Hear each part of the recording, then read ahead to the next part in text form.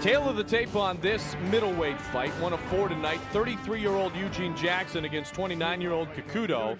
They are both virtually the same size. Another matchup between the USA and Japan.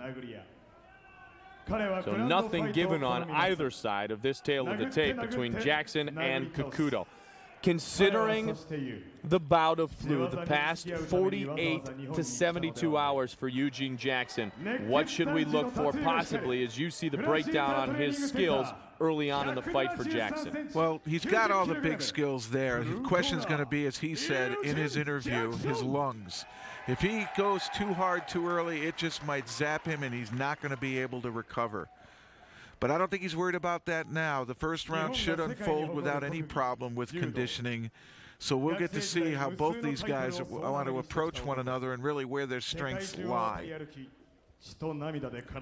The introduction of Kakudo, the judo background that I spoke of, very well versed in submissions. And that also comes from that pancrase as well. Yes, he is going to be a submission guy, and Jackson feels as though he isn't really going to want to stand up on his feet like his last Japanese opponent. So I tend to believe that with the pancrase background and the judo background, he's more adept at wanting to get contact and get to the ground.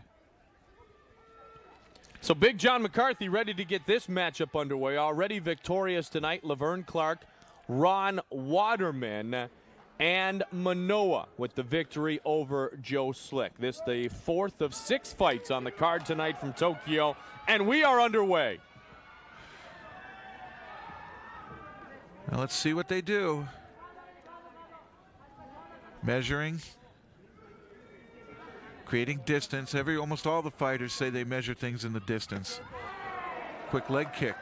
Another pancrase specialty. Haven't seen a lot of leg kicks employed tonight. Saw a high kick that ended the night for Joe Slick. Whoa. And speaking of that, let's see what possessive skills this young man from Japan has with that judo background. Means he can throw him a bit. Well, Kakuta looks very relaxed, smiling, and it's he who's getting off first. Seems very comfortable in there. Good composure. He seems to have something in his head where Jackson seems to just be reacting to what Kakuta does. And the one advantage Kakuta has had was the ability to watch Jackson fight against Ki Yamamiya the last time we were here in Japan. It'll be interesting to see if maybe Kakuta saw something that night that makes him feel so confident against Eugene Jackson. That was an interesting takedown. He just overwhelmed Jackson. He never really shot. He never really hit him with anything. It's just Jackson couldn't retreat quick enough. Have not seen Eugene Jackson on his back very often in his UFC career, and he's trying to bring it up to the feet with that in mind. But back down it goes. Guillotine. Let's see how well he has it locked. Jackson doesn't want to be impatient, but certainly because of his worry about his stamina, would like to end this fight early. Can he lock in a guillotine here? Well, it would have helped if he used his legs to lock the lower body of Kikuta so that he could keep him from moving around and relieving the pressure of the guillotine choke. And as you said, we haven't seen Jackson in a grappling match yet. And thus far, it's Kikuta who's doing all the work and doing the scoring. Well, Yamamiya was more of a striker. This fighter here is more of a grappler, and that's what Eugene Jackson thought we might see as far as a philosophy for Kakuta, is that he would want this fight on the ground, as most Japanese fighters prefer. Well, he's got a half guard on Kikuta. Let's see if Kikuta can pass it and get to the mount. Rolling on him, but unable to get that right leg free. One of Eugene's 2 losses in mixed martial arts was to Vanderlei Silva. He's 10-2 overall in MMA competitions, 2-0 in the UFC. Of course, we'll see Vanderlei Silva fight for the belt later on tonight against Tito Ortiz. Got to the mount. 2:10 remaining in round 1. Oh, if he puts his arms up like that, he's inviting trouble.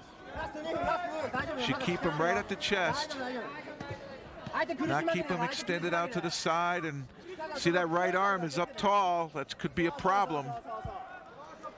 It's away from his body, and that's when you can isolate things. It's the left arm that is extended, the right arm which is pushing on the left shoulder of Kakuda. And it's almost as if Kakuda just took a peek a moment ago to see what position he had Jackson in, but is unable to go for anything at this present time. Jackson hasn't been able to bring that elbow back to his side yet. That arm was still isolated, and now he has the opportunity. Oh, punch from within the underneath position. I mean, a full mount, and yet Jackson landed one, but now it is Kakuda that's throwing punches at Eugene Jackson. He shouldn't keep his arms up there like that.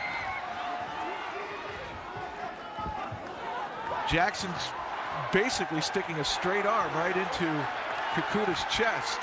Full mount displayed by Kakuda here, trying to punish Eugene Jackson in the first 4 minutes of round number 1. And a big barrage of punches there. Punches and elbows. Neck crank. And there is that arm again that is caught in an upward position on Eugene Jackson. Eugene trying to relax in this situation as that crank is very well put into Eugene Jackson.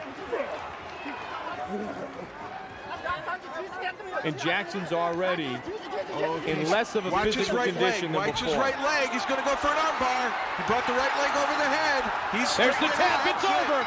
It is over by submission. Kakuda victorious over Eugene Jackson. You could see it coming. Jackson had that arm straight, and then you saw Kakuda kind of moving up towards the head with his right knee, and it all seemed to come together as he finally brought that knee up. He let Jackson's arm go, and Jackson popped it up. He simply stepped across the face, locked up the arm bar. Kakuda with that Pancrase background, that submission specialist. Great recognition, partner, of him trying to set up